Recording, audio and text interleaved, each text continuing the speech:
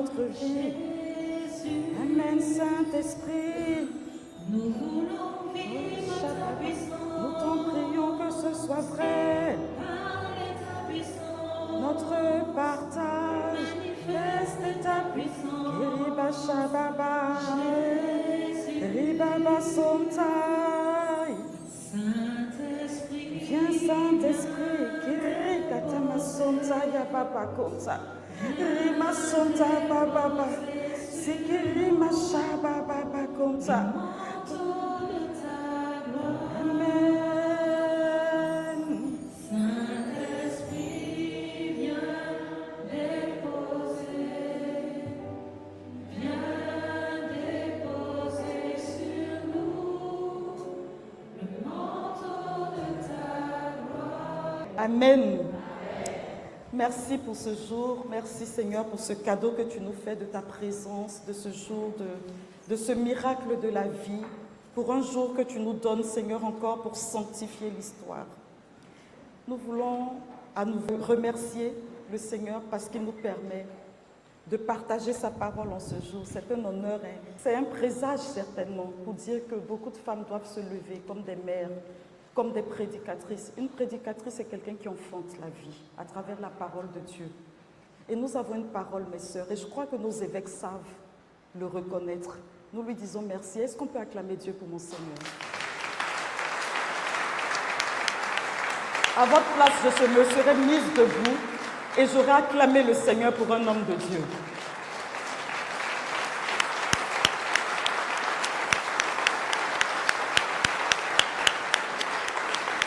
Je vais vous expliquer pourquoi. Non, ne vous asseyez pas, mes soeurs, surtout pas vous les femmes.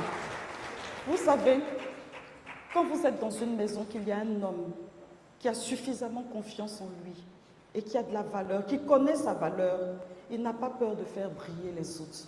Parce que finalement, il ne s'agit pas de briller, mais il s'agit de reconnaître ce qui est dans la vie des autres. Et quand on a des hommes comme ça pour nous conduire, on ne peut que rendre gloire à Dieu et prier pour qu'il nous en donne des milliers.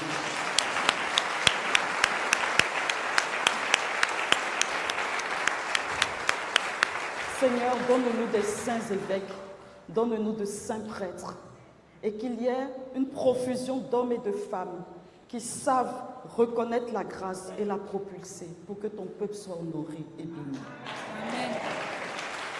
Amen. Amen. Nous pouvons nous asseoir. Nous restons dans le thème d'hier. J'ai beaucoup d'injonctions aujourd'hui et je ne sais pas qu'est-ce que je vais respecter. Et je vais vous prier, vraiment de prier pour que le Saint-Esprit parle. Mon Seigneur m'a dit, donne ton témoignage. Mes sœurs m'ont dit, fais des exercices pratiques. Et le Saint-Esprit met sur mon cœur, continue comme tu as commencé. Donc ça fait beaucoup de choses parce que je crois que le Saint-Esprit parle en mon cœur. Mais je crois que le Saint-Esprit parle aussi par mes sœurs. Et je crois que le Saint-Esprit parle surtout par l'évêque. Donc comme on va faire tout ça en moins d'une heure, il sait. Donc si vous n'avez pas reçu toutes ces dimensions, exercice spirituel, témoignage et la suite de l'enseignement d'hier, vous vous levez et vous faites une pétition. Comme ça, ils vont nous laisser aller jusqu'au bout parce que ça fait plein de choses pour le peu de temps qui nous est donné. Romains 8, 37, pour continuer. Nous avons vu que nous pouvons avoir beaucoup de tribulations dans la vie. Et les épreuves de la vie. Nous avons terminé hier avec l'image du serpent qui attaque le talon de la femme. Et nous avons rappelé que nous étions plus que vainqueurs grâce à celui qui nous a aimés. Et ce petit bonhomme, on ne voit pas bien ce qui est écrit, mais on voit qu'il y a un grand animal qui veut l'avaler. Et lui, il met, bon ça ne se voit pas, il dit, même pas peur, je suis baptisé. Voilà, ça soit un leitmotiv dans notre esprit, même pas peur. Je suis baptisé. Amen. Je ne vous ai même pas entendu. Même pas peur. Je suis baptisé. Même pas peur. Cette fois-ci, on va dire je suis chrétien. Même pas peur. Même pas peur. Je suis chrétien. Même pas peur. Je suis chrétien. Tu vas proclamer cette fois-ci. Même pas peur. Je communie. Même pas peur. Même pas peur. Maintenant, tu vas dire, même pas peur, je suis dans une église. Même pas peur. Même pas peur. Oui, parce que notre maison nous protège. Parce que notre maison nous rend fortes. Hier, il y a une dame qui m'a dit, mais ma soeur, c'est bien tout ce que vous avez dit. Mais quand vous êtes attaquée, vous faites comment? Je dis, mais je ne lui ai pas répondu parce que je veux lui répondre pour tout le monde. Je réponds en disant, mais en fait, ce n'est pas même quand vous êtes attaqué ou si vous êtes attaqué, c'est que nous sommes continuellement attaqués, c'est ce que nous avons dit hier. Depuis la conception, il y a une attaque sur notre vie. Mais même pas peur. Dieu est avec moi. Amen. Répète avec moi, même pas peur. Dieu est avec moi. Et il est pour moi. Donc, je ne sais pas si elle a sa réponse, mais j'ai répondu. Parce qu'en fait, la parole de Dieu, ce n'est pas une vue de l'esprit. On y croit ou on n'y croit pas. Mais si on y croit, elle est suffisamment puissante pour faire ce qu'elle dit dans nos vies. Petit rappel hier, je le lis en Colossiens 2, versets 12 à 15. Petit rappel pour nous tous. Dans le baptême, vous avez été mis au tombeau avec lui et vous êtes ressuscités avec lui par la foi en la force. Certaines versions disent en la puissance de Dieu, qui l'a ressuscité d'entre les morts. Vous étiez des morts parce que vous aviez commis des fautes. Et vous n'aviez pas reçu de circoncision dans votre chair. Mais Dieu vous a donné la vie avec le Christ. 1. Il nous a pardonné nos fautes. Répète, il a pardonné mes fautes. Parce que beaucoup m'ont dit hier, mais il y a la culpabilité dans le cœur. Vous savez, on va en parler tout à l'heure, la guerre des pensées. Quand Jésus dit qu'il est mort pour notre rachat, c'est un fait. Ça ne dépend pas de qui on est et de ce qu'on fait. Parce que ce qu'on fait trouve, j'ai envie de dire, la sanctification, la purification, l'absolution dans le fait qu'on repente nos cœurs devant Dieu. C'est ce qu'on va faire aujourd'hui. Père, nous avons péché contre toi. Nous ne méritons pas d'être appelés tes fils. Et puis quand on le dit, il n'a même pas le temps de dire, oui, mais tu te souviens, tu as fait ci, tu as fait ça. On dit, il ouvre ses bras. Il court à notre rencontre, il nous habille. Il nous donne la tunique. Il nous donne les sandales qu'il faut. Il nous donne l'anneau qu'il faut. Et ça doit être quelque chose, cette forteresse de pensée, à travers laquelle l'ennemi nous rappelle notre fragilité quotidiennement, qu'elle tombe au nom de Jésus. Pour laisser place à la capacité de réaliser que le salut est une réalité. Il est mort pour toi, sœur, frère. C'est pour moi. Quand il était sur la croix, il mourait en ton nom et à mon nom. Et il se dresse pour chacun de nous comme l'avocat qui crie miséricordieux, justifié, gracié. Et c'est un fait. Si les autorités d'une république peuvent gracier des personnes, à plus forte raison le sang de l'agneau. Et celui qui est gracié peut vivre en se souvenant qu'il a été prisonnier, qu'il était esclave, mais il sait désormais qu'il est libre, parce qu'il peut aller et venir.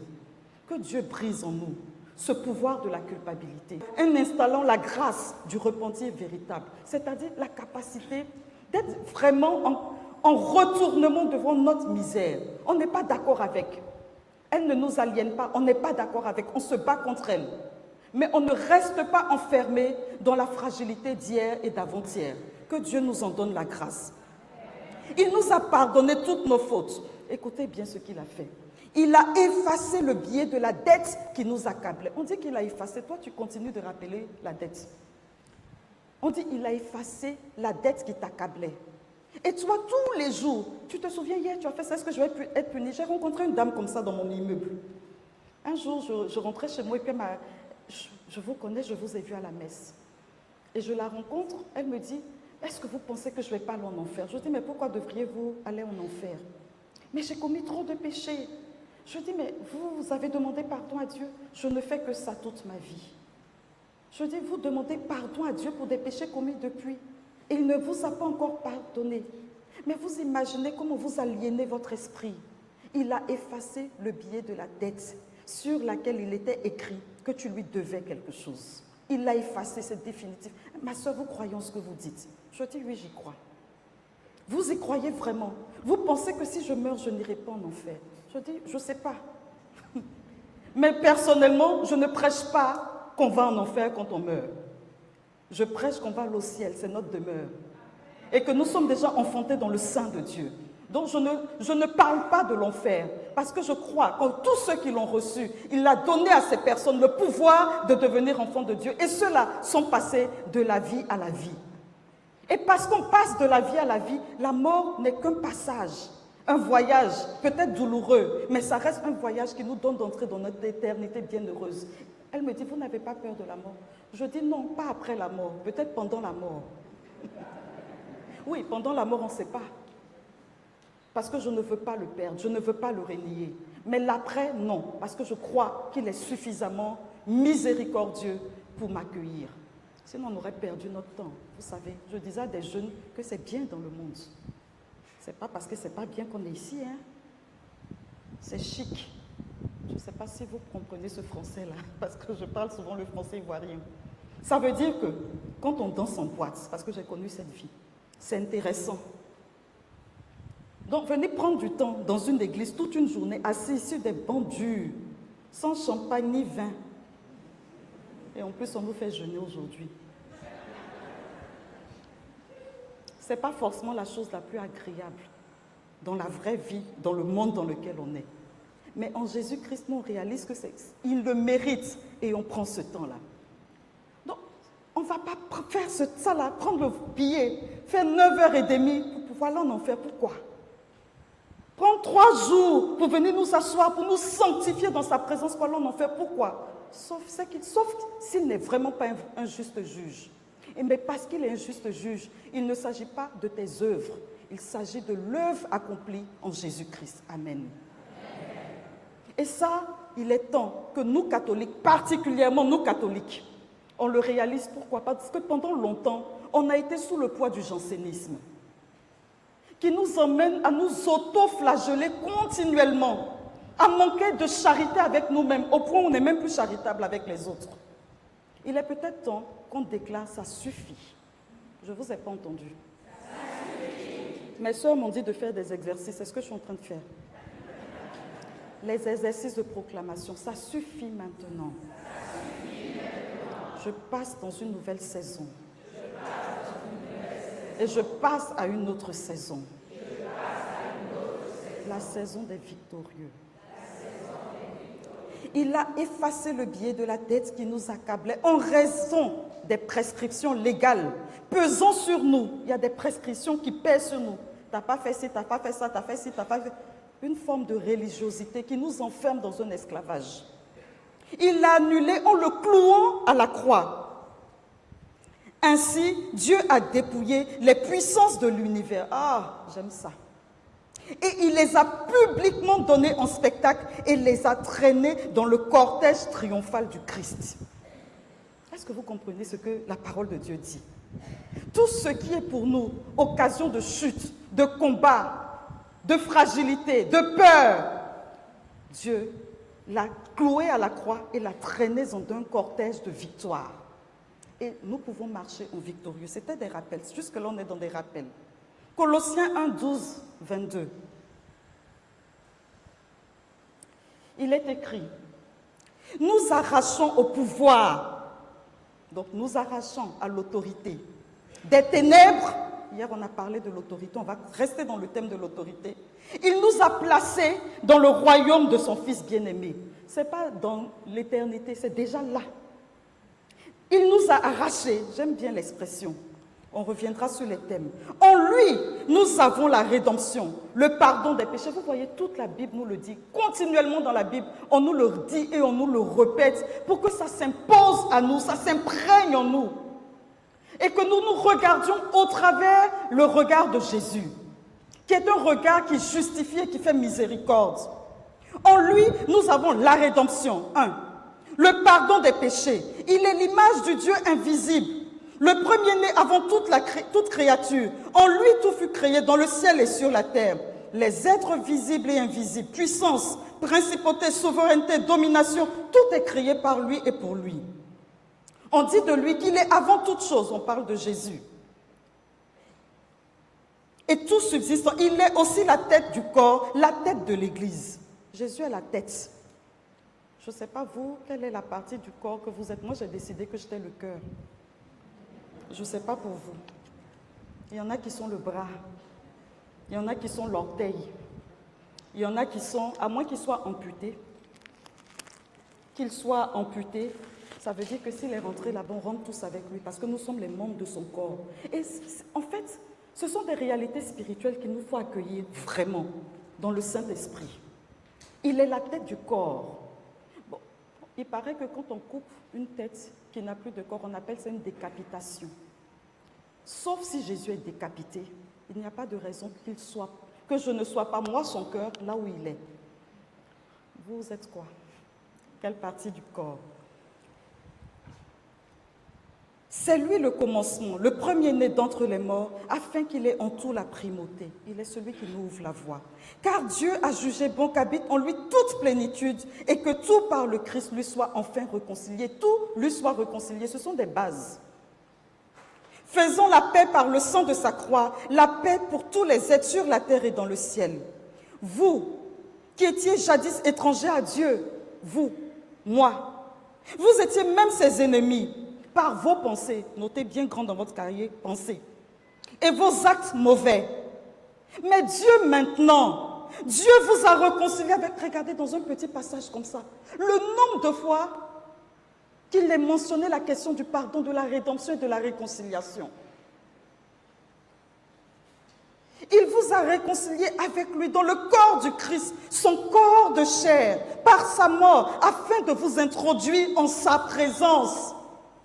Saint, immaculé, irréprochable. Amen. Amen. Vous imaginez, frère, il a décidé que toi, moi, nous sommes non seulement immaculés, nous sommes, attendez, immaculés sans péché. Saint, irréprochable. Là où il y avait l'accusation, Dieu dit tu es irréprochable parce que le sang, je te regarde à travers le sang de Jésus et je ne vois pas ta misère, je ne te vois pas, je vois en toi la marque du Christ.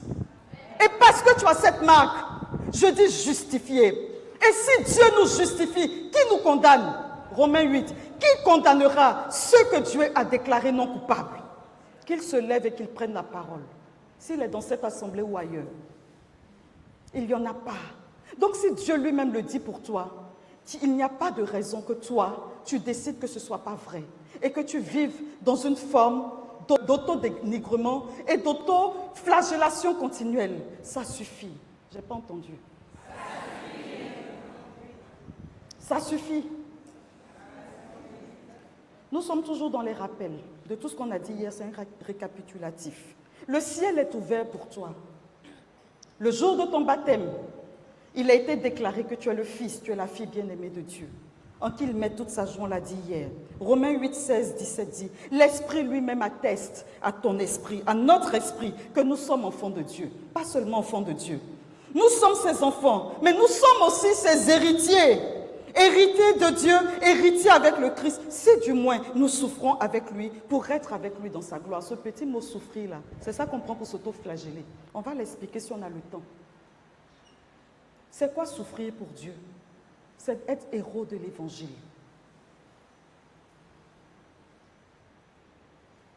Quand on parle de porter sa croix, je nous vois en train de... Je porte ma croix, toutes les choses bizarres, diaboliques, je porte ma croix. Non, tu ne pries pas pour ta guérison. Tu ne pries pas pour ta libération, tu ne pries pas pour que ta condition change, pour que tu deviennes riche, comme a dit le Père Ricard. Et moi, je prie pour la richesse. J'ai aimé hier quand la sœur parlait de ses exploits financiers. Mon Seigneur, j'ai aimé. Parce que personnellement, je prie pour ça. Mais on a besoin d'argent pour bâtir l'église. On a besoin d'argent pour le royaume. On a besoin d'argent pour répondre à qui est en face de nous. On a besoin d'être dans le concert des nations. Les laïcs qui sont ont besoin d'avoir des positions élevées dans la société. Ils ne vont pas se regarder juste à travers le voile de la misère. Ce n'est pas possible.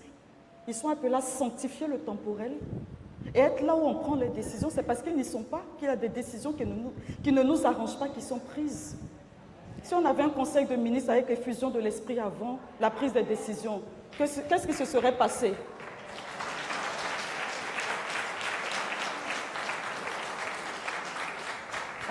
Il nous faut sortir d'une mentalité. Il ne s'agit pas d'être riche, mais riche en vue de Dieu, mais pour notre bien-être aussi. Vous avez besoin de manger, vous avez besoin de vous soigner, Vous avez besoin d'être alerte. Vous avez besoin d'en avoir pour faire toutes sortes de bien. On critique les évangéliques. Moi, je ne les critique pas. J'ai fait une étude sociologique sur 5 ans, en faisant une étude contrastée évangélique-catholique. Il y a une part de l'évangile qu'ils ont compris. Peut-être que nous, on n'a pas encore compris suffisamment. Et nous, on y travaille dans notre communauté, en tout cas la branche laïque, pour relever ces défis. Et je mets tous les laïcs au défi de relever ce défi. Dans la mesure où vous êtes quelque part, c'est de faire tout pour être excellent. Même quand il s'agit de vendre quelque chose de simple, mais d'être excellent dans ce qu'on fait. De telle sorte que notre témoignage paraît sur tous les plans. Là, j'ai entendu des gens nous dire que c'est parce qu'on est pauvre qu'on devient religieuse. Et qu'on fait de la vie religieuse un refuge. Ça m'a trop blessée. Ça m'a blessée. Je dis donc, vous ne croyez pas que nous, quand on devient religieuse, c'est parce qu'on a fait une vraie rencontre de Dieu. On a discuté pendant des heures.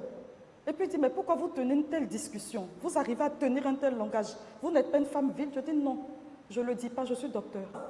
Mais quand moi j'allais aux études, c'est le Seigneur qui m'a dit, tu veux servir l'Église, tu veux me servir dans l'Église, va te former. Il me l'a dit 3 fois, non seulement dans la prière, mais par la bouche d'un évêque. Il dit, ma fille, si tu ne te formes pas, tu ne serviras pas l'Église comme Dieu veut t'utiliser. Va au plus haut et va au plus loin. J'ai obéi, ça marche. Parce que quand on se retrouve, qu'on discute, on est sur des sujets qui peuvent trouver contradiction et nous, on peut défendre notre foi. Et tout ça, c'est la richesse. Richesse matérielle, richesse intellectuelle, richesse à tous les niveaux. Ça ne se négocie pas. Il est peut-être temps aussi qu'on prie pour le réveil à notre niveau, mais pas seulement le réveil, le rafraîchissement. Et que déjà, entre nous catholiques, il y a des communautés de proximité où on ne passe pas le temps à se critiquer. Sur des détails qui ne nous permettent pas d'avancer. Jésus n'a pas dit ça pour nous. J'ai entendu quelqu'un dire qu'elle veut le réveil pour la Guyane. Oui, tu veux, ma soeur, le réveil pour la Guyane. Mais pour qu'il y ait le réveil, mais il y a des clés pour le réveil. Et toutes les parties du monde qui ont vécu un réveil, ils ont suivi un protocole. Et dans le protocole, au bas de l'échelle, il y a 2 choses. La charité fraternelle et les moyens financiers. Je ferme ma parenthèse et je reviens sur mon thème. 1 Jean 5, verset 4. Tout être qui est né de Dieu est vainqueur du monde. Or, la victoire remportée sur le monde, c'est notre foi. Que Dieu nous fasse grandir dans la foi. Éphésiens 1, 11, 13, 14. En lui, nous sommes devenus le domaine particulier de Dieu. Nous y avons été prédestinés selon le projet de celui qui réalise tout ce qu'il a décidé. Il l'a voulu. En lui, vous aussi, après avoir écouté la parole de vérité, l'évangile de votre salut, et après y avoir cru, vous avez reçu la marque du Saint-Esprit, la marque de l'Esprit. Écrivez ça quelque part. J'ai reçu la marque de l'Esprit. Et l'Esprit promis par Dieu est une première avance sur notre héritage. Tout ça, c'était des rappels. C'est toujours des rappels. Je rappelle que l'autorité, exousias en grec, porte la notion de légitimité, de droit, de privilège, la capacité d'influencer, de décider, de commander. L'autorité, c'est ce qui permet légitimement de demander à quelqu'un de nous obéir, d'obéir à nos ordres, et il le fait. Ça ne se discute même pas. Sans que cette demande ne soit remise en cause. Il faut noter ça dans votre esprit. Quand on va dire que vous avez l'autorité, c'est ça que vous avez. Colossiens 1, 13 dit, nous arrachons au pouvoir des ténèbres. C'est ce que nous avons lu tantôt. Il nous a placés, arrachés, il y a quelque chose de violent dans arracher. Il y a quelque chose de violent. Il nous a arrachés, il nous sort de quelque chose, d'un bras d'autorité. De tout ce qui nous oppresse, il nous arrache d'un bras d'autorité et il nous place, il nous positionne. Être placé, c'est la position. Mon frère, ma soeur, notre position en Christ, c'est dans les lieux élevés. Une position dans les lieux élevés. Et là, on passe du pouvoir, ce qu'on a vu hier, de devenir enfant de Dieu au pouvoir du croyant. Nous avons commencé hier comme ça. Nous avons quasiment terminé hier. Et nous avons dit que le terrain numéro 1 du combat spirituel, c'est l'attaque contre notre filiation divine. Mais aujourd'hui, nous allons partager autour du terrain principal dans le combat spirituel. C'est notre corps psychique. Le terrain principal du combat spirituel, c'est le corps psychique, notre système de pensée. notre système émotionnel. Romains 10, 17 dit, la foi naît de ce que l'on entend. Et ce que l'on entend, c'est la parole de Dieu. Bien entendu, ce que nous entendons, ce que nous voyons, ce que nous lisons influence notre manière de penser. Notre système traditionnel de vie influence notre manière de penser. Et c'est là que Dieu va nous demander vraiment de faire un chemin de conversion. Baruch 4, verset 28. Votre pensée vous a égaré loin de Dieu. Une fois converti, mettez 10 fois plus d'ardeur à le chercher. Et 2 Corinthiens 10, verset 3 à 4 dit, notre conduite est bien une conduite d'homme. Il faut bien retenir ce verset, il faut le lire souvent. Mais nous ne combattons pas de manière purement humaine. Nous ne combattons pas de manière humaine. En effet, les armes de notre combat ne sont pas purement humaines. Pour répondre à la question, elles reçoivent de Dieu la puissance qui démolit les forteresses. Nous démolissons les raisonnements fallacieux, tout ce qui est bloqué dans notre pensée. Tout ce qui, de manière hautaine, s'élève contre la connaissance de Dieu. Et nous capturons toute pensée pour l'emmener à obéir au Christ Jésus. C'est là, mes frères et sœurs, que le combat se joue. Les pensées, comment ça se fait? Et puis ce sont des pensées noires, des choses qui nous titillent. Vous entendez la parole de Dieu, vous allez sortir, vous allez entendre autre chose. Ou bien vous n'entendez même pas autre chose, mais les pensées commencent à travailler en nous. Il y a des pensées dévalorisantes, des pensées destructrices. Non, il va me tuer, j'ai peur de lui, il est capable de me faire du mal. Et les pensées continuent d'agir et nous les alimentons à tel point que finalement ça devient vrai. Dans notre manière de fonctionner, Dieu dit, à travers son apôtre, il est temps de démolir ces forteresses de pensée qui nous maintiennent dans l'esclavage et ramener toutes choses dans notre vie à l'obéissance du Christ. On va faire des exercices. Ça va exiger qu'on rentre dans une guerre spirituelle contre nos pensées. C'est pour ça que hier, nous avons dit, il est écrit. Tu es nul. Il est écrit que je suis précieux, je suis enfant de Dieu. Tu as du prix à mes yeux. Ça veut dire que je connais la Bible. J'apprends à la lire. Tu ne peux pas être pardonné. Il est écrit que je suis pardonné, je suis racheté. Tu proclames ça sur ta propre vie. Mais tu ne vas jamais réussir. Il est écrit, psaume 1, tout ce qu'il entreprend réussit. Ah, mais tu ne vas jamais pouvoir avoir ce qu'il te faut pour vivre. Il a dit, Philippiens 4, mon Dieu pourvoira à tous mes besoins selon sa richesse avec gloire en Jésus-Christ. Mais toi, mais ce n'est pas possible, il y a des dangers autour, ça ne va pas, tu vas quitter Paris pour venir à Cayenne, il fait chaud, il y a des serpents, il y a des scies. Il est écrit, le Seigneur est mon berger, je ne manque de rien. Même quand je passe par la vallée obscure, je ne crains aucun mal. Il est écrit, mais tu vois, il est dit, oui, le verdict des médecins. Il a dit, mon Dieu, par ses blessures et par ses meurtrissures, j'obtiens la guérison. Il est écrit, c'est il est écrit qui va déterminer la capacité, la qualité de notre vie au quotidien. Nous avons dit, nous voulons vivre ta puissance. On vit la puissance avec il est écrit. Ton enfant ne va jamais réussir. Il est écrit. Chaque fois, il est écrit. Je vais venir sur mon témoignage. Et ça, pour briser les forteresses de pensée, il y a un exercice spirituel qu'on fait en général, on dit, c'est l'autodélivrance. On se parle à soi, on prêche à son âme, et David l'a fait.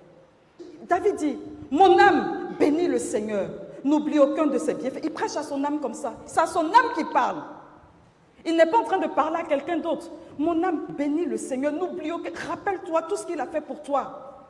C'est lui qui te sort de la tombe, c'est lui qui t'arrache à la fosse, c'est lui qui te délivre des oppresseurs. Rappelle-toi, tu as été capable vraiment du meilleur. Et mon âme, souviens-toi de ce que Dieu a fait pour toi. Il disait, je disais, mon âme va s'abattre sur elle-même. Oh, pourquoi gémir sur toi, mon âme? Reprenons les psaumes. Et c'est ce que nous on fait tous les jours, les religieuses et les prêtres. On dit les psaumes, on proclame la parole sur notre vie. Et puis on ne vieillit pas. Parce qu'elle nous rajeunit, elle nous enfante. Oui, c'est vrai.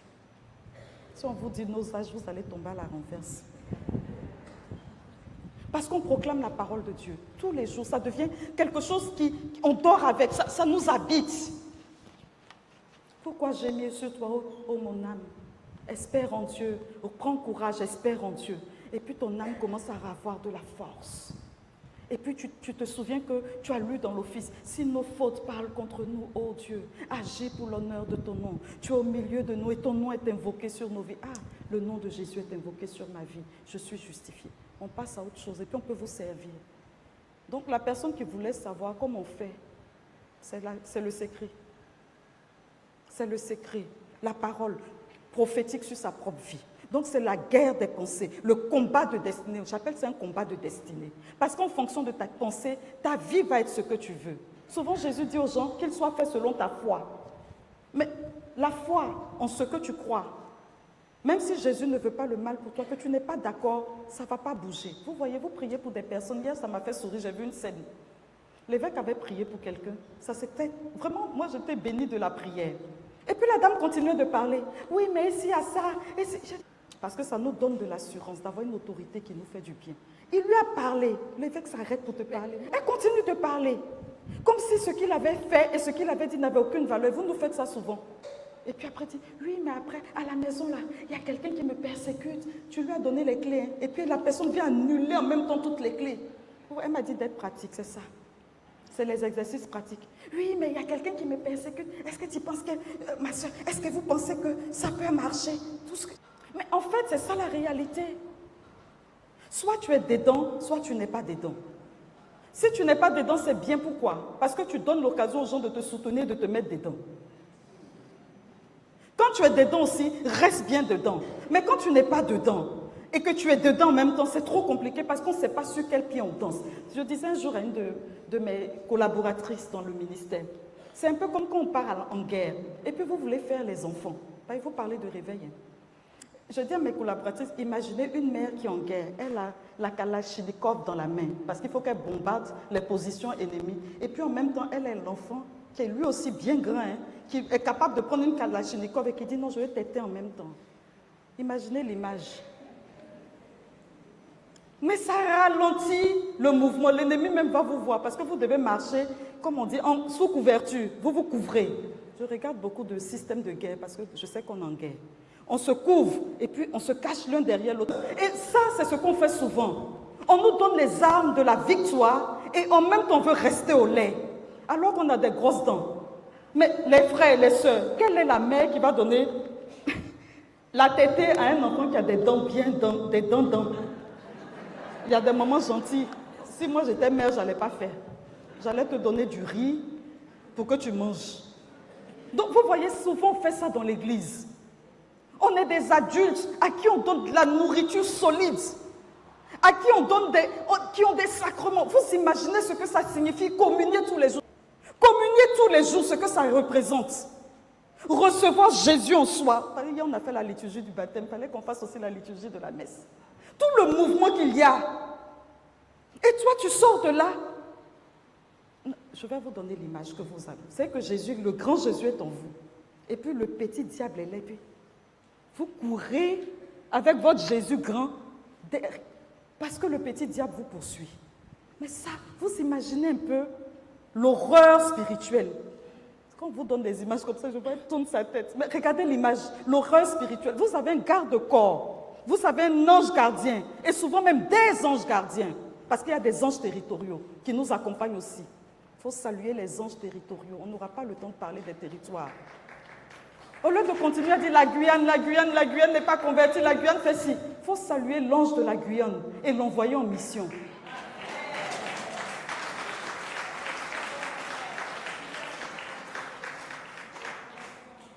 Et ça, vous imaginez, on se lamente sur des choses alors qu'on a toutes les armes pour être des victorieux et pour aider les autres. Donc, ils vont partir chez les évangéliques.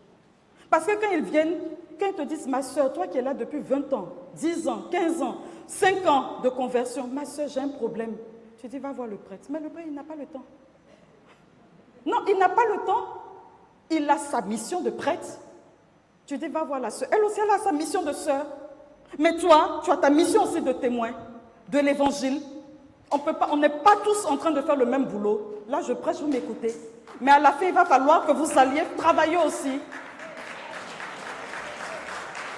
La personne vient à ses combats spirituels, pendant qu'elle vous parle, vous-même vous pleurez. Lui, moi-même, on m'a poursuivi hier nuit.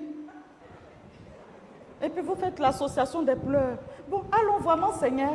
Mais, sauf que l'agenda de mon Seigneur est chargé, donc il va vous délivrer. Alors que vous avez la puissance, exousias. Et vous n'avez pas que la puissance, le pouvoir, vous avez aussi dunamis avec la confirmation. L'autorité et la puissance. Donc il est temps de sortir, dit ça suffit. Mais avant de continuer, on va briser nous-mêmes nos forteresses. Je voudrais qu'on prie quelques minutes. Parce qu'elle a dit de faire les exercices. Les exercices, c'est la prière. Levons-nous, s'il vous plaît. On va faire ce qu'on appelle la libération par la bénédiction. On va dire au Seigneur, dans cette prière-là, c'est bon, on passe à une nouvelle étape de notre vie. Et on s'engage pour le témoignage.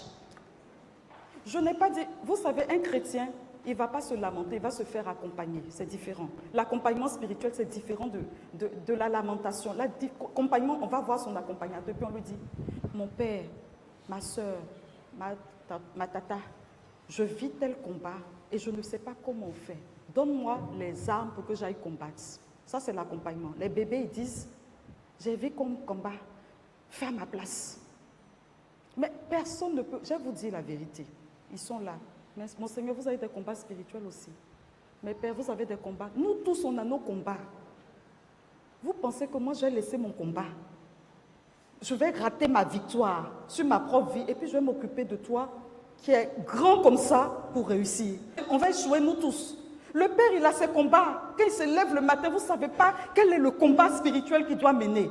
Donc quand il se lève et puis il prend le temps de prier pour lui, c'est pour être fort face à l'extérieur. Toi, quand tu te lèves, tu dis non, je ne prie pas, je vais aller voir les pères. Mon Père, les diables me poursuivent. J'ai dit aux gens, si vous rêvez, je leur ai dit, mais elles sont libérées, moi je ne prépare pas mon temps. J'ai dit aux filles là, elles m'ont dit, il y a une qui a dit, elle dormait, puis il y a un chien noir qui la poursuivait. Et puis le chien l'a mordu. Je dis, tu sais quoi, va redormir. Elle dit, pourquoi? Je dis, va rêver que tu poursuis le chien, tu le mords et tu te réveilles. On continue la vie. Elle dit, tu ne pries pas pour moi? Je dis, va mordre le chien. Quand tu l'auras mordu, tu viens, va prier pour guérir ta morsure à toi. Ça vous fait rire, mais vous voyez, c'est ça. Ça suffit maintenant. Donc, on va prendre... Ça suffit. On va prier. Si vous voyez la prière, si vous ne voyez pas, vous répétez avec moi ou bien vous écoutez la mienne. Seigneur Jésus, viens me recouvrir de ton sang précieux. Viens recouvrir la propriété de toutes les personnes qui sont ici dans ton sang précieux.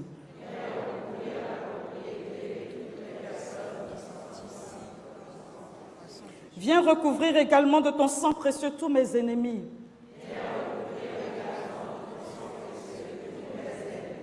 Au nom de Jésus, j'interdis à tout esprit maléfique d'attaquer qui que ce soit et quoi que ce soit sur cette propriété, dans cette église, dans ma vie, dans ma famille. Vous voyez ça? Nous, on a le droit de le faire. J'interdis à tout esprit de m'attaquer. Je reprends à la dame qui m'a posé la question hier. Ce sont des prières d'église. J'interdis à toute personne de m'attaquer. Et moi, j'ajoute dans le visible et dans l'invisible. Au nom de Jésus, par la puissance de son esprit, je détruis l'effet de toute parole qu'on aurait pu prononcer contre moi. Je détruis, j'annule l'effet de tout geste, de toute cérémonie pouvant susciter une vexation en moi. Au nom de Jésus, je me relève de tout geste, toute cérémonie capable de provoquer une angoisse, un trouble, une oppression, une maladie, une malédiction quelconque. Au nom de Jésus, je coupe tous les liens tous les liens négatifs qui existent entre moi et tous mes ennemis, entre moi et tous mes ancêtres. Au nom de Jésus, je retourne en bénédiction à mes ennemis tout le mal qu'on a pu me faire. Une chose, quand on bénit ses ennemis, on reçoit le double, le triple, le centuple de la bénédiction. Il y en a qui disent « je maudis tous ceux qui m'attaquent ». Nous, on choisit de les bénir pour continuer d'être pleinement bénis. Ce sont des choix prophétiques. Esprit de bénédiction, tombe au niveau de mon intelligence, de mon imagination, de ma mémoire, de mon cerveau et détruit toutes les causes de troubles.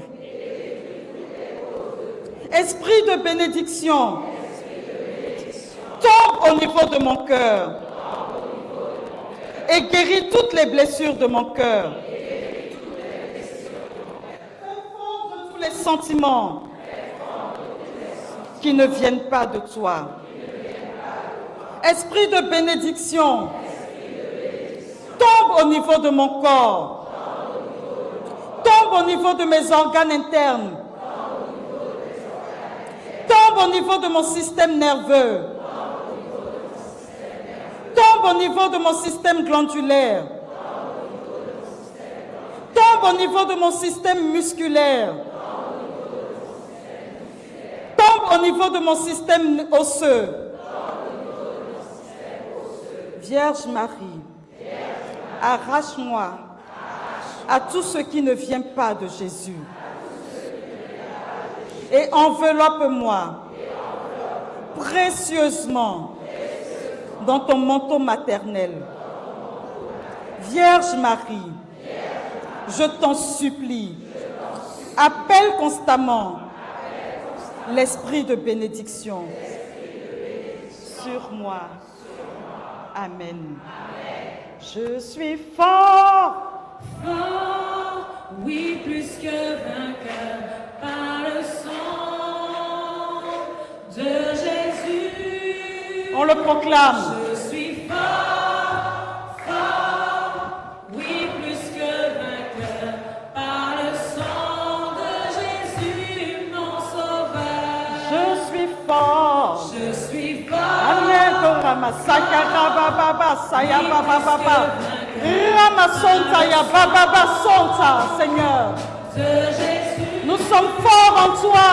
Je suis fort, Amen. oui, plus que vainqueur, par le sang de Jésus, mon sauveur. On va le proclamer avec détermination, qu'il y a un écho dans notre corps psychique. Parle à ton âme en le disant, je suis fort. Tu le proclames pour toi. Vous savez, avec ce genre d'exercice, il y a beaucoup de démons qui sortent de nos vies. L'environnement est assaini. Je dis, ce n'est pas parce que nous les catholiques, on ne crie pas que ce n'est pas puissant. Il y a des témoignages.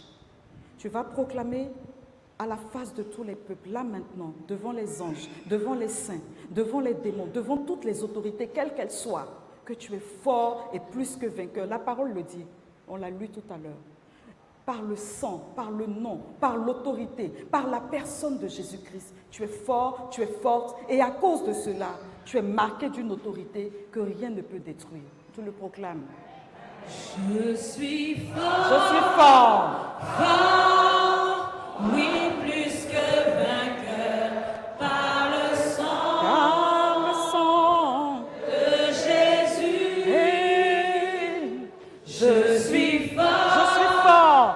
fort, Fort. oui, plus que vainqueur, par le sang de Jésus, mon sauveur. Par le nom de Jésus, je suis fort.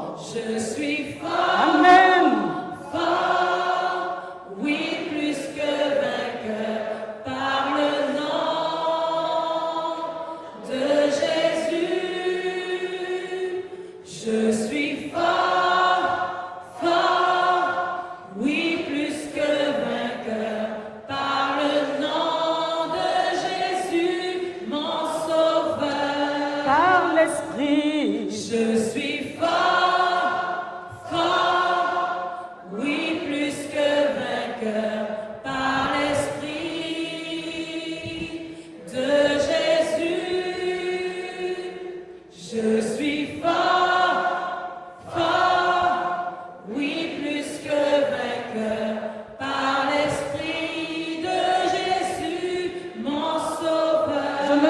esclave de la peur.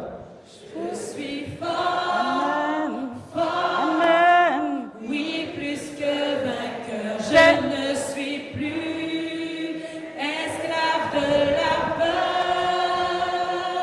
Je suis fort, fort, oui, plus que vainqueur. Je ne suis plus esclave de la peur. Père, au nom de Jésus, tes enfants ont proclamé qu'ils sont forts et plus que vainqueurs. Nous invoquons ce nom de Jésus et dans le visible et dans l'invisible, toutes les forteresses sont brisées. Nous le proclamons au nom de Jésus. Les sujets et les objets de peur tombent au nom de Jésus. Seigneur notre Dieu, l'objet de toute frayeur dans nos cœurs, dans nos vies, tombe au nom de Jésus. Jésus, ton nom va jusque dans nos maisons, sur nos propriétés, dans notre travail, dans notre vie professionnelle, sur le chemin que nous empruntons. Nous allons avec la puissance de ton nom, ce nom qui sécurise. Et j'appelle au nom de Jésus une sécurisation prophétique autour de chacune de nos vies. Père, au nom de Jésus, sécurise chacun de tes enfants et qu'il y ait une haie de feu autour. Une haie de feu autour de chacun. Une haie d'autorité que personne ne peut franchir. Sauf ceux que tu mandates, les anges, les saints, les esprits bienheureux, pour aider les enfants que tu as choisis dans leur marche pour l'évangile. Notre Dieu, nous te disons merci parce que nous le croyons et nous le confessons au nom de Jésus. Amen. Vous allez vous asseoir quelques minutes, on va se relever tout à l'heure pour faire notre exercice. Je vous rends un témoignage. J'étais dans un village avec Père Yves, que vous connaissez pour la plupart, Père Kissi, comme on l'appelle souvent, et quelques membres de notre communauté. On était tous jeunes, tout petits. Imaginez-nous avec 12 kilos en moins, et puis imaginez Père Yves qui est déjà très fin, avec 12 kilos en moins. On arrive dans le village, très miné comme on dit, où il y a plein de sorciers, de charlatans, de fétichistes, et il y a même un prophète, ces forces mystiques, qui faisait plein de choses. Et puis on invite un père, le père Abékan, à cette mission. Un père Abékan, c'est un prêtre en Côte d'Ivoire qui a un grand ministère. Et on invite le père Abékan, et puis il appelle la communauté en disant « On m'a invité, je ne peux pas partir, vous allez-y ». Ah, dans un village comme ça, des petits, il y avait Alida, pour ceux qui se souviennent d'elle. On était tout petits comme ça. On arrive dans le village. Quand le père nous a vus, celui qui a invité Père Abékan, il dit, c'est vous. Il était tellement découragé.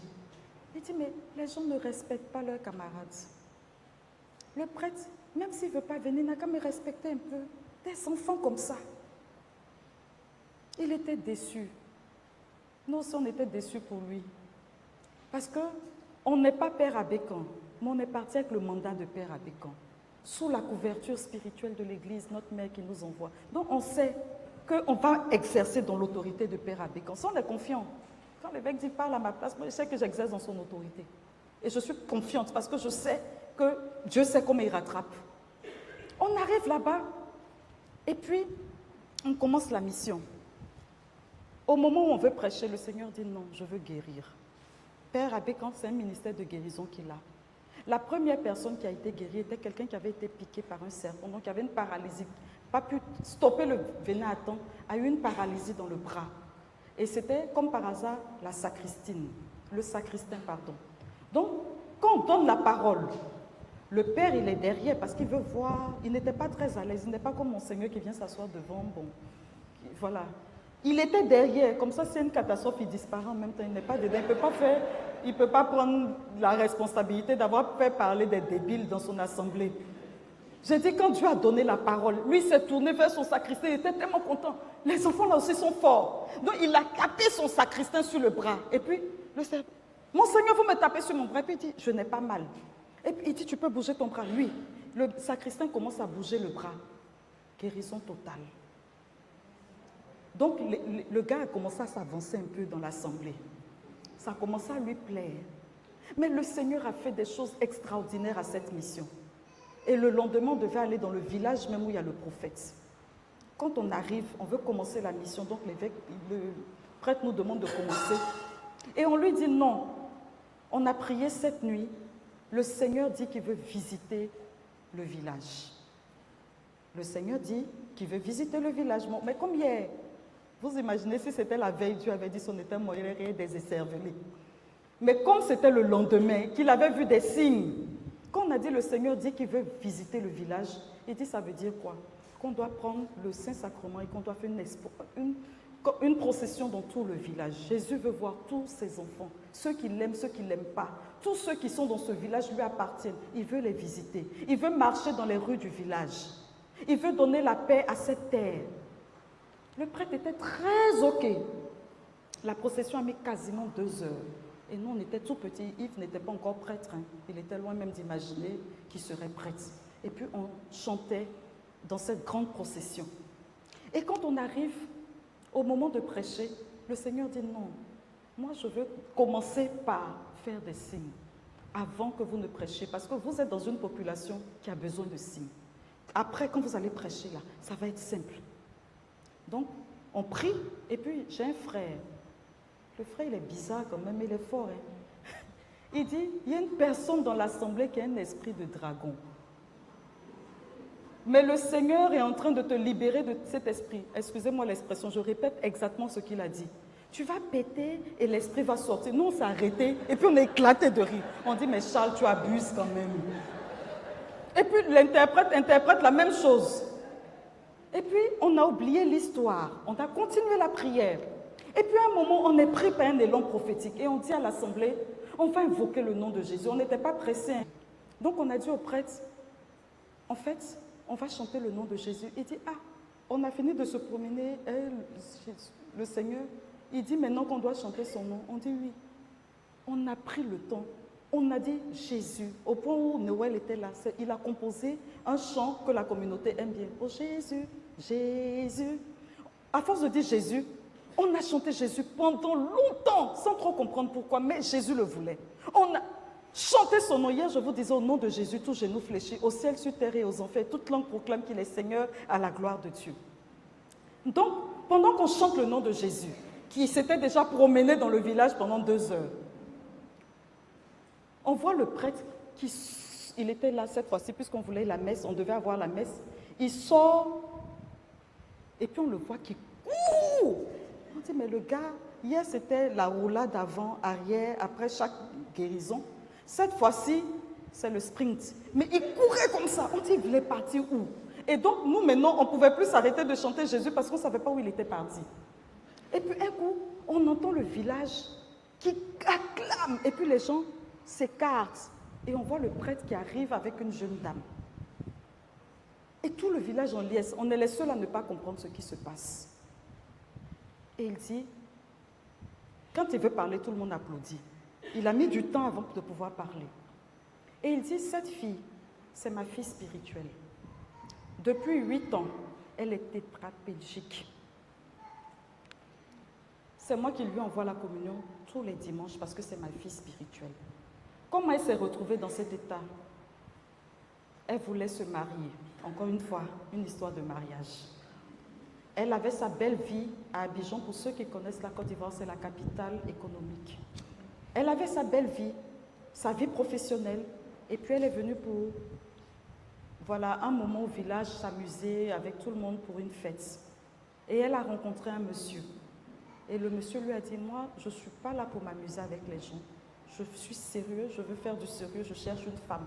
Ils ont commencé à cheminer. Et le monsieur lui dit, quelques jours avant le mariage, je vais t'épouser.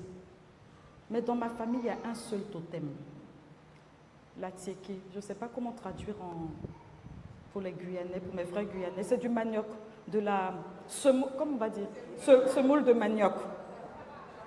Pardon? Non, Seigneur. Ce n'est pas la foi. C'est vraiment la semoule de farine de blé. C'est pareil. C'est comme la semoule de blé. On fait de la même façon avec de l'eau, quand on fait. Ça a un goût, c'est faisant en fait. C'est comme de la semoule. On met de la sauce dessus, la viande, on sent mais ce n'est pas du pain. Et c'est très bon. Donc dire à un Ivoirien qui ne mange pas d'attiéké, c'est terrible. Donc il lui dit, c'est le seul totem dans ma famille. Le jour que tu vas manger de l'attiéké, ta vie est foutue.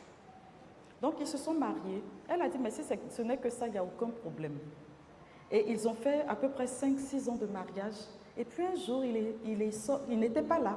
Et elle en a eu envie. Elle dit, mais pourquoi me priver d'attiéké alors que c'est le plat national?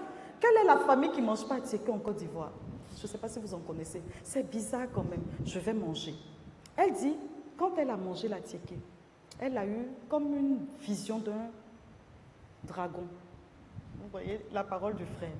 Un dragon, son mari qui lui est apparu et il a pris l'image d'un dragon et puis il est rentré en elle. Et elle est tombée tellement elle a eu peur. Elle a eu tellement peur qu'elle est tombée et elle est devenue tétraplégique. Ce sont des histoires vraies. Bon, comme Père Yves, vous le connaissez, vous pourrez lui demander. Abatou-Lilier, l'histoire d'Abatou-Lilier. Le village s'appelle Abatou-Lilier. Ce sont des choses qui fortifient. Et donc, elle tombe et elle est tétraplégique. Elle ne peut plus retourner à Abidjan. Elle se retrouve dans cette condition de grande souffrance. Et visiblement, ce n'était pas une maladie normale, puisque ça vient de là, dont les médecins n'arrivaient pas à la soulager. Et donc, à cette mission-là, on l'avait couchée pas très loin.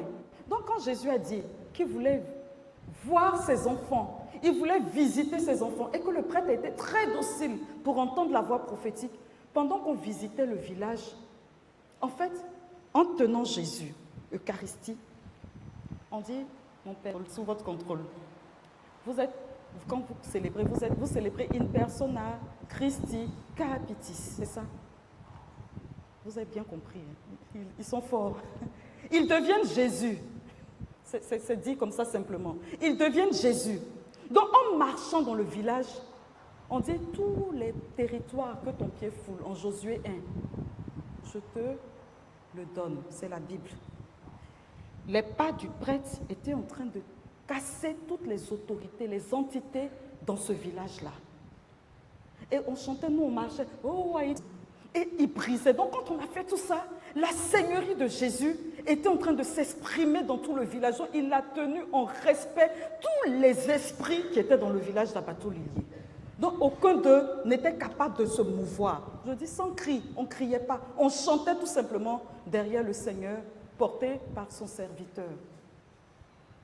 Quand on revient, qu'il dit « Je veux que vous invoquiez mon nom », c'était pour assainir toute l'atmosphère spirituelle avec l'autorité de son nom. Et au nom de Jésus, puisque les malades guérissent, c'est ce qu'on dit, les maladies s'enfuient. On dit ça. Je vois les paralytiques sautent de joie. C'est pas des utopies. Hein? Quand Dieu veut guérir, il guérit.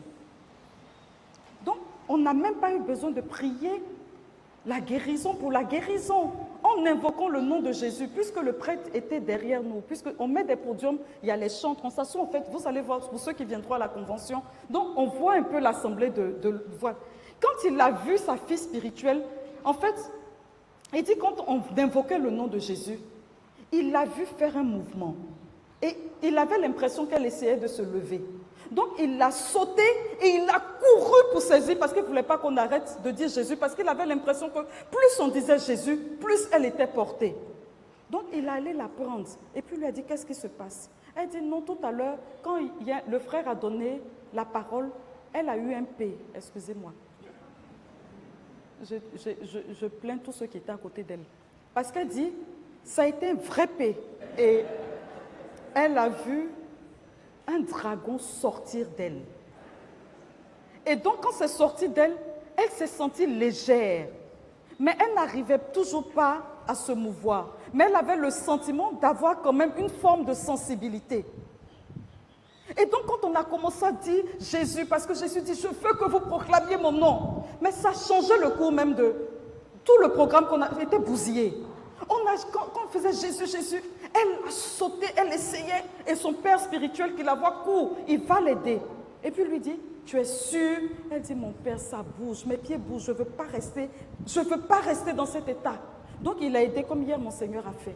Et puis, ils sont allés. Donc, ça durait. Pourquoi? Parce qu'ils sont allés faire un peu le tour. Ils voulaient s'assurer qu'elle marche.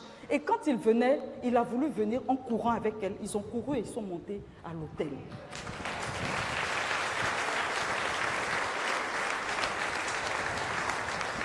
Et ça, pour ma foi d'enfant, pour ma foi de jeune religieuse, j'ai été boostée à croire que Dieu ne ment pas, selon ce qui est écrit en Tite.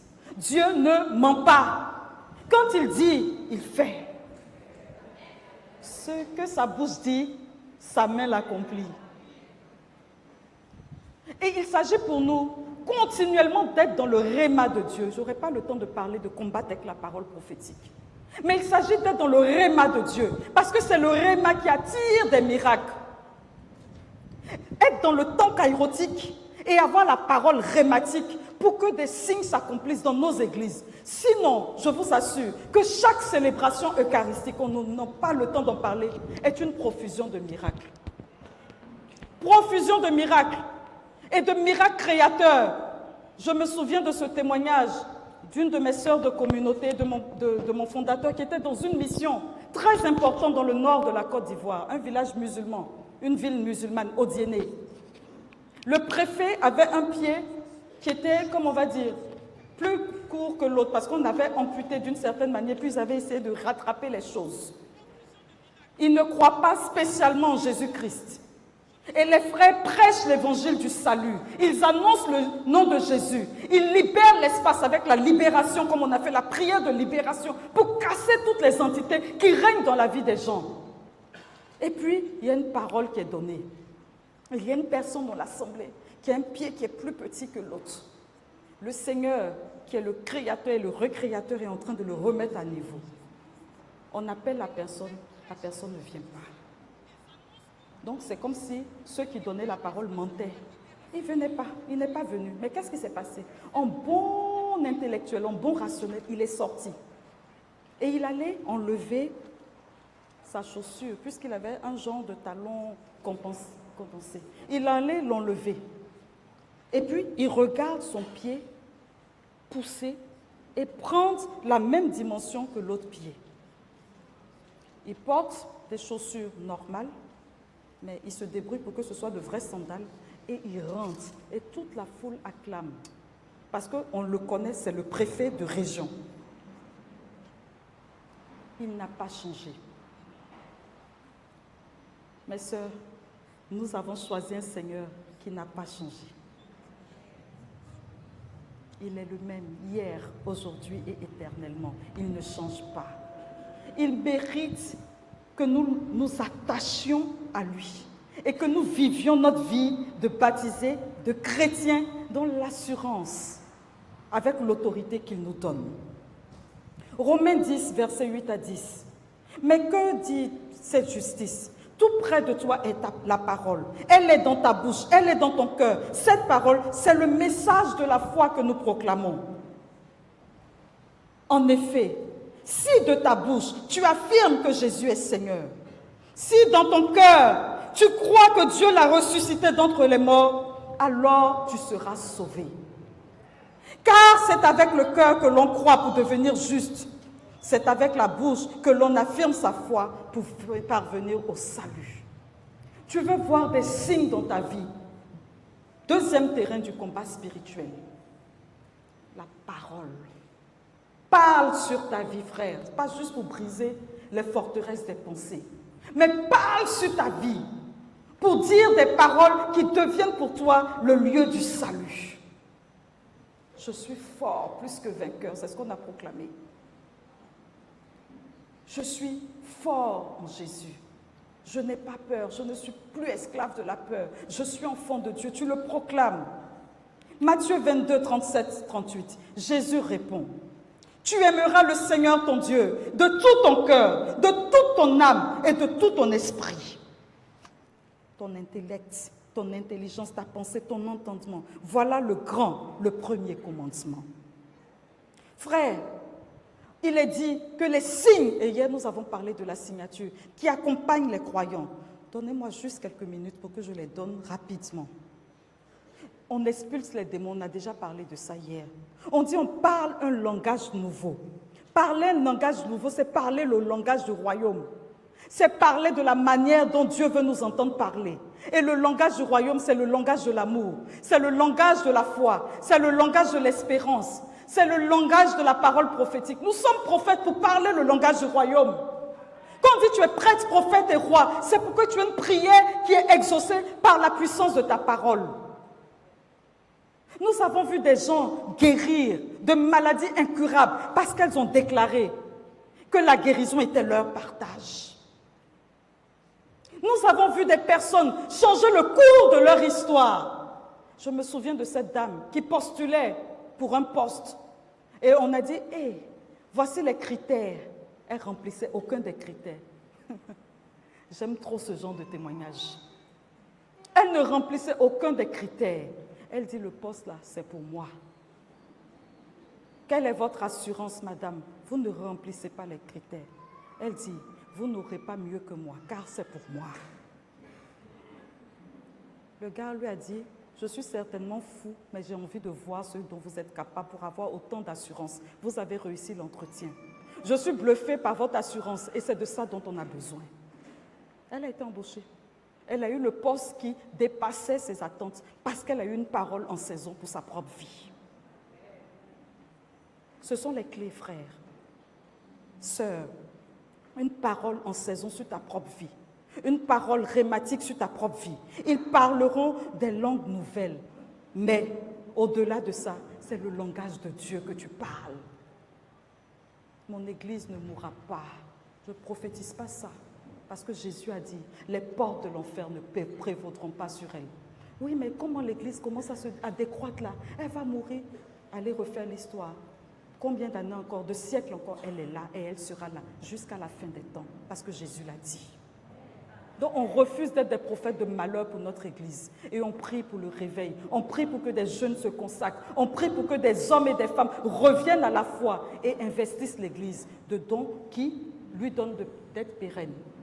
Et ça, c'est capital pour nous. Toi, toutes tes visions sont des visions de mort. Va lire, écrire la vision. C'est très important d'avoir l'équilibre. Vous imposerez les mains aux malades.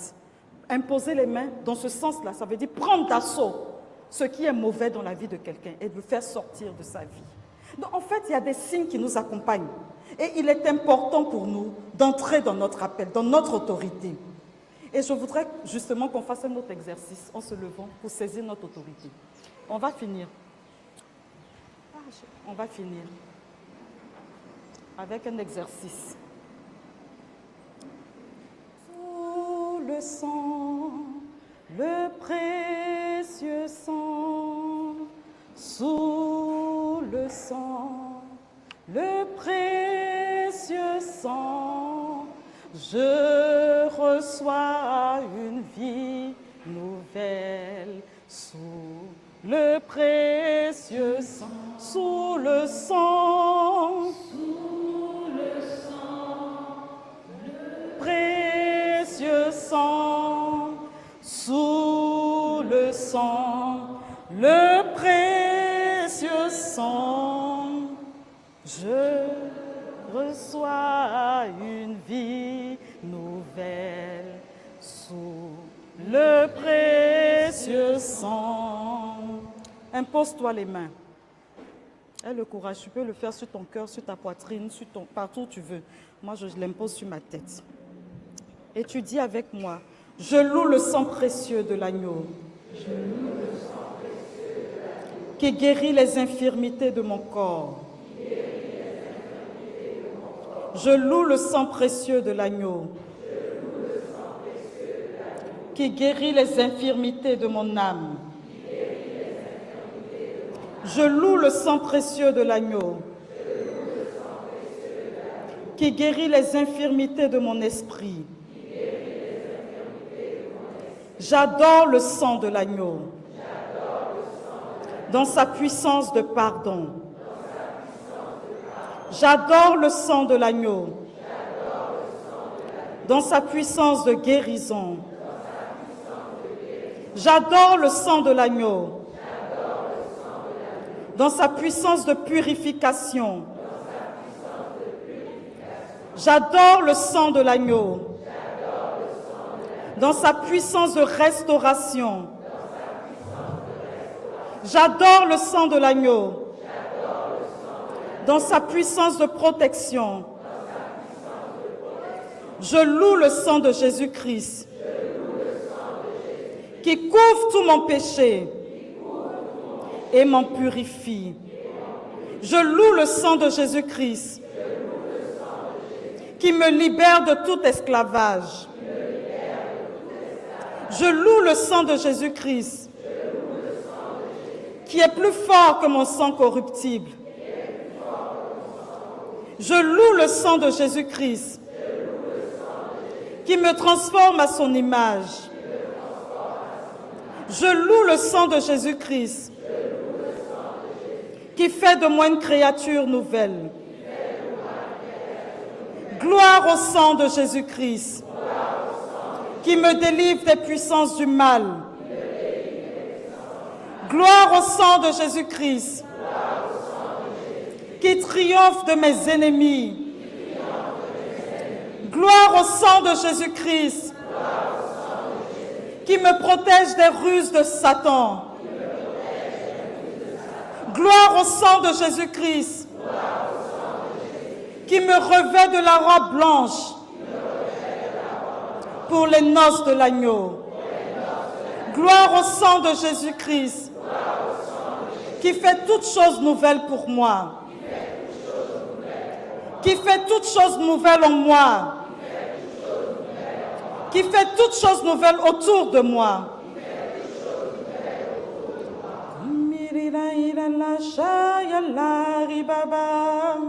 Rima shayalla yalla ribaba shevarum riba shevarara ilala saibaba rima yalla ribaba rima shevariba iba shevarum.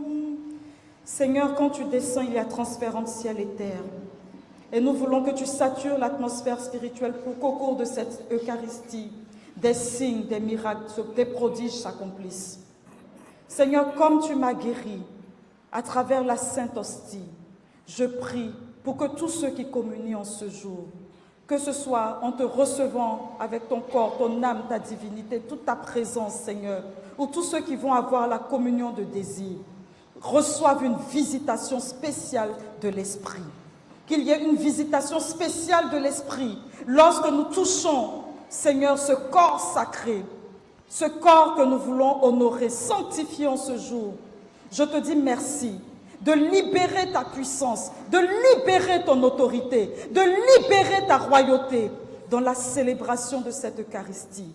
Et Seigneur notre Dieu, viens toucher nos corps malades, viens toucher nos âmes malades, viens toucher les situations malades, les femmes qui prient pour leurs enfants, les femmes qui prient pour leurs époux, les époux qui prient, les femmes qui ont besoin d'enfants. Seigneur, viens toucher toutes les situations, quelles qu'elles soient. Qu'aucun de nous ne sorte de cette église sans avoir reçu une part qui est de toi. Je te le demande par la puissance du nom de Jésus. Quand il descend, oui, tout s'arrête, il y a transfert entre ciel et terre. Quand il descend, l'atmosphère change, il y a transfert entre ciel et terre. Le Saint-Esprit est là.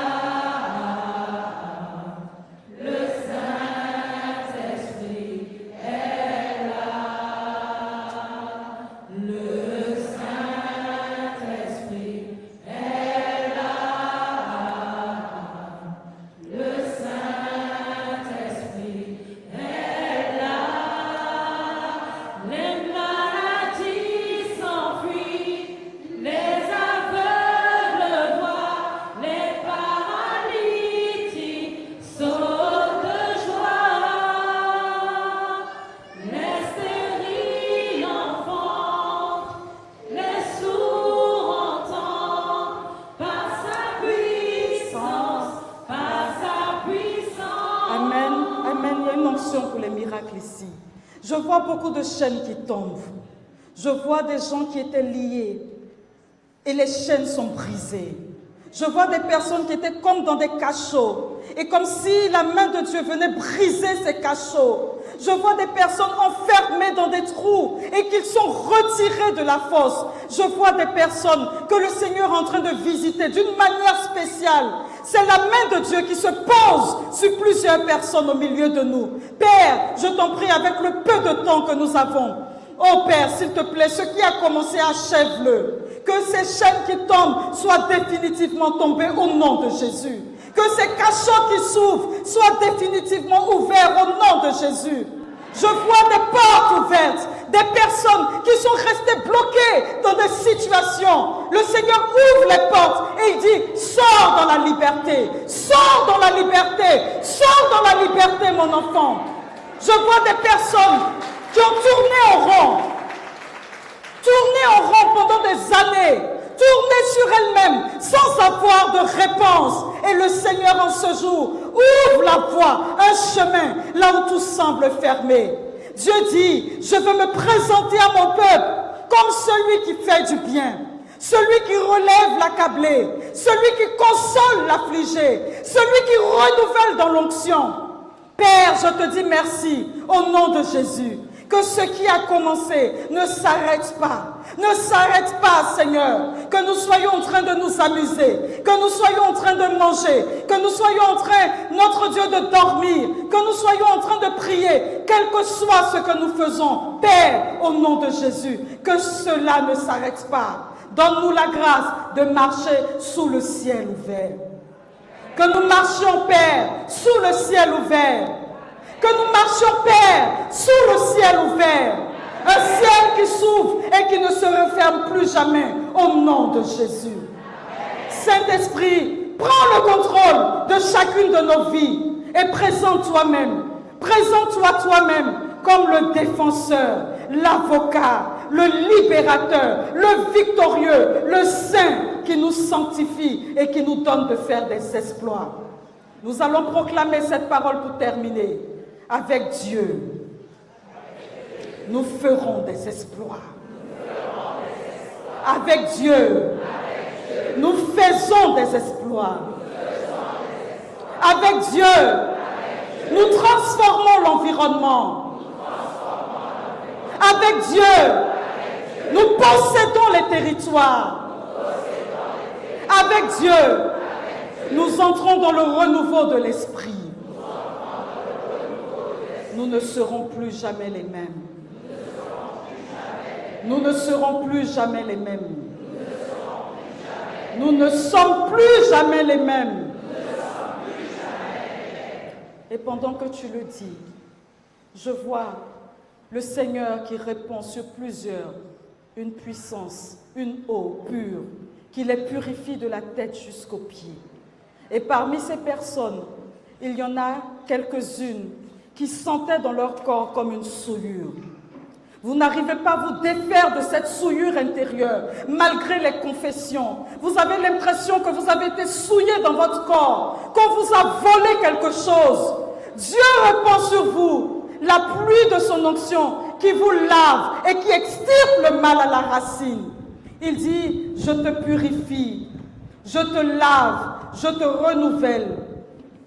Et ton corps est en train de recevoir la restauration. Un corps qui reçoit la virginité et la paix. Il dit, je brise la violence qui t'a été faite et je t'établis. Je t'établis dans la nouveauté. La culpabilité que tu portais est attachée à des actes que tu as commis et tu n'arrivais pas à croire au pardon. Et cette chaîne tombe maintenant au nom de Jésus.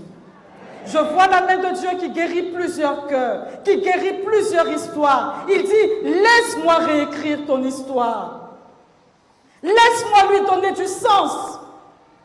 Laisse-moi essuyer tes larmes. Laisse-moi t'introduire dans cette nouveauté à laquelle tu aspires. Tu pleures beaucoup et personne ne voit ces larmes. Tu cries et personne n'entend. Dieu te dit, je t'ai vu et je t'entends. Je te vois et je t'entends et je me présente à toi comme le consolateur, celui qui te libère. Seigneur, nous te remercions pour ce temps de grâce. Nous te remercions pour l'homme de Dieu qu'il a suscité. Nous te remercions pour nos vies.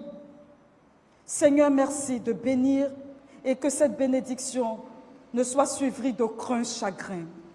Et que ce temps que nous avons passé durant ces 3 jours parle en notre faveur devant ton trône et nous donne déjà ici-bas le goût d'une éternité bienheureuse dans la puissance du nom de Jésus. Amen. Quelle est celle-ci qui s'avance comme l'aurore, belle comme la lune, éclatante comme le soleil, terrible comme une armée rangée en bataille? Quelle est celle-ci?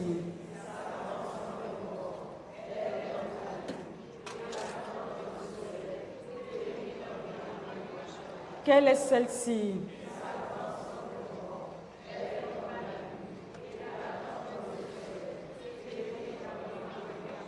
Sous l'abri de ta miséricorde, nous nous réfugions, Sainte Mère de Dieu. Ne méprise pas nos prières quand nous sommes dans l'épreuve, mais de tous les dangers, délivre-nous toujours, Vierge glorieuse, Vierge bienheureuse.